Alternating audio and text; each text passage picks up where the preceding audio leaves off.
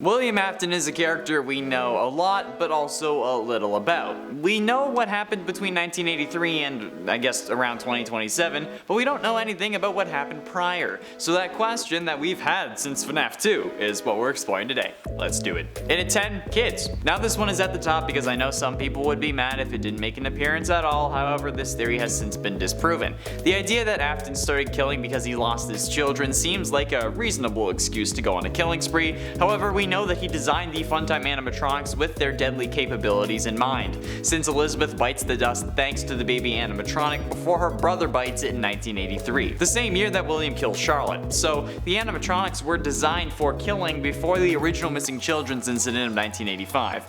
Plus he could have very well killed Charlotte before crying child kicked the animatronic bucket. So it's impossible that William wanted to kill after his kids died or because his kids died, since their deaths are a direct result of him wanting to kill. You don't build robots with giant claws and storage tanks that are the perfect size for a kid and have an animatronic lure them in with ice cream by accident.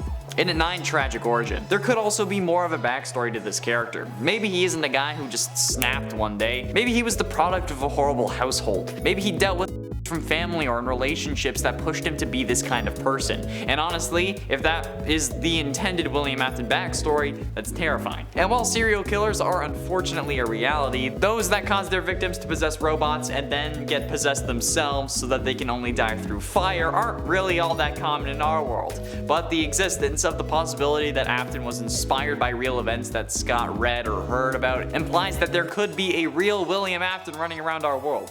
And until Scott gives up his inspiration, if any, we're gonna be terrified about that. And at 8, buyout. This could also be about business, however. William could have wanted to take control over Fazbear Entertainment, and could not have had the money to buy Henry out or activate the shotgun clause in their contract. A shotgun clause being a special provision in a partnership contract used to force a partner to sell their stake in the company or buy out the other partner, basically forcing one of them out of the company. They exchange offers until basically one of them bows out, so that William, in this case, would be alone. William may know that Henry has enough money to reject a shotgun offer and counter, forcing William to leave, so killing the missing kids could have been a way to get Henry to consider leaving. And when that didn't work, he moved on to Henry's daughter Charlotte, who possessed the puppet and made everything more complicated. Or at least he did it to get him to want to leave to begin with. Henry eventually did end up leaving, since we see in FNAF World that Baby kills Henry in that game. And since she was also present in the FNAF 6 location, maybe that story still remains true. And at 7, furry. I've joked multiple times about how Afton must be a furry based on his fascination with animatronic suits, even going so far as to corrupt the Glitch Trap character specifically from FNAF VR and make Vanny wear a bunny suit. But what if it's actually true? I mean, yes, the security breach game was called Fury's Rage, but Scott made it a point to clarify that it wasn't Furry's Rage.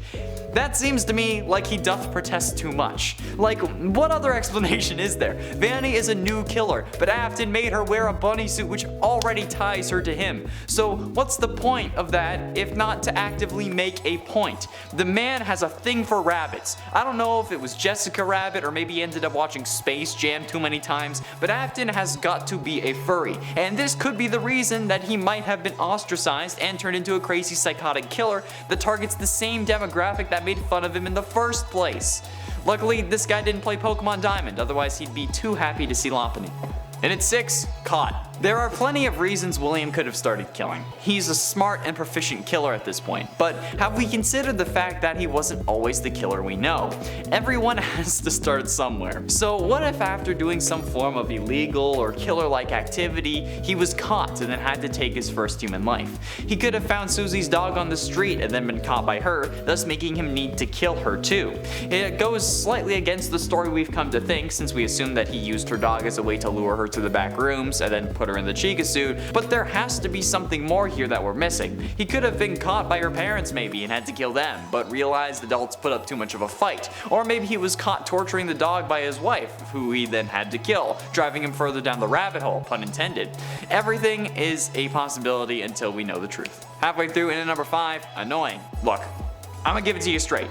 Kids are annoying. I don't care if you are a kid, if you have kids, it doesn't matter, kids are annoying as hell. There are these kids who play soccer in the hallway of my old apartment building who had ruined multiple recordings, multiple times when I was working from home. Even when they and their parents are told that they aren't allowed to do that, they still let their kids play in the goddamn hall. Soccer, scooters, any form of ball, basketballs, Nerf guns, you name it, they're using it. Hell, I honestly don't blame William at that point. Hell, if we were to go back into a stay-at-home order and somehow those kids had followed me to my new building and I had to deal with those creatures again, you'll have to start calling me the purple guy, even more than you already do. And now that I've said that, I am obligated to bring back the ongoing joke that I have a feeling this video is going to get used as evidence in any court cases that I'm a part of in the future. Afton could have been pushed to the brink by all the screaming children at Freddy's and then just wanted some goddamn peace and quiet. Then it just escalated from there. But alas, we will never know. Although, this one, I'd understand, buddy. In it 4, deal with the devil. This could be literal or metaphorical. William could literally have made a deal with some form of demon that required him to kill someone or even kill kids specifically. And considering how there are ghosts and how people can be possessed and robots can be possessed, we can't put aside the fact that there might be a devil. Or it could have been a metaphorical deal, knowing that an incident like the missing children's incident would result in the business getting more news coverage, and all the kids who were into horror would want to go there. Because no matter how bad of an idea it would be, I still see comments to this day saying that you would live to go to a Freddy Fazbear location. Even if all the games were true, you would still love to go, so you can die there. Are you serious? Bro. Putting the deep-seated problems of the comment section aside, if Afton made a deal with the devil, it could also be another explanation as to how he was able to survive for so long when he should have died. I mean, I know he was possessed by the one you should not have killed, but maybe he was possessed by them because Lucifer willed it so. Or maybe the devil was just impressed and knew that William would be challenging his throne when he came down. So when he was going to die, Lucifer made sure that he couldn't for a while, to solidify his rule in a sense. Getting close to the end, and at number 3, purple in training. Now, there is another dark idea that came to me that could explain what happens in these games. However unlikely, I still think that it's something worth talking about, or at the very least something my sadistic ass wanted to talk about. What if William was training his kids to be just like him? In a Black Widow Red Room kind of sense, but instead I guess it would be a purple room? Considering Afton's seemingly lack of remorse about the deaths of those around him, until, I guess, crying child seemingly, I wouldn't put it past Afton to have this kind of training program to make his kids, whether he wanted them or not, to be just like him. Maybe this is what his father did to him, or maybe it's some sort of twisted family tradition, but then they went off the rails and he had to deal with them.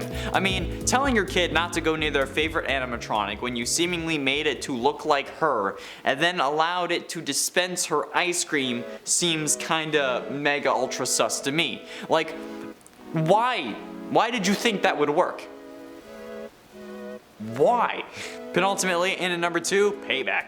The idea of payback has never really been explored, and there's no evidence that this is the reason, and it's all pure speculation, but it's still fun to talk about. What if Susie was the child of someone who did him wrong? Maybe William and his wife were in a car accident and she died, and the one driving was Susie's parents. So he took from them what they took from him, someone he loved, an eye for an eye. Or he could have even mistaked Susie for another child, and Cassidy was the one that he wanted to get revenge on. But they were at the same party, and Susie walked in with Cassidy's parents or something.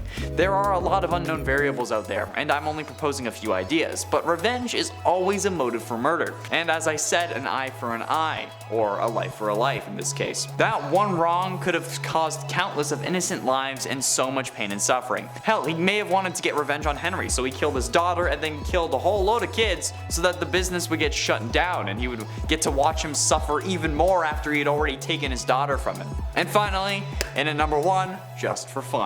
I think the scariest thing of all would be if William just decided he'd start offing kids for the hell of it, because he got bored or because his marriage was dull. I don't know how it would really start or what the trigger would be for, oh, I should kill kids, but we know that he had this plan from basically the start, since the fast facts revealed that the Funtime animatronics were among some of the first ones that Afton made, and that they were designed with the whole claw mechanism and containment chamber in mind. However, the fast facts claim that these were to store items, So who knows? This could have been a plan all along. He could just be going after kids because it's fun, or he's sort of hunting them for sport in a way, or because they were an easier target. Which could be the case given how he didn't kill Henry when he was clearly the only thing stopping him from achieving everything he wanted. He could have just wanted to choose kids because they're pure and innocent. Or maybe he thought that these specific ones were sinners, like the Black Hood from season 2 of Riverdale. The last good Riverdale season. Anyways, that's all the time we have for today, friends. Thank you all so much for watching. I have been and shall remain Conan Monroe, and I'll see you in another video.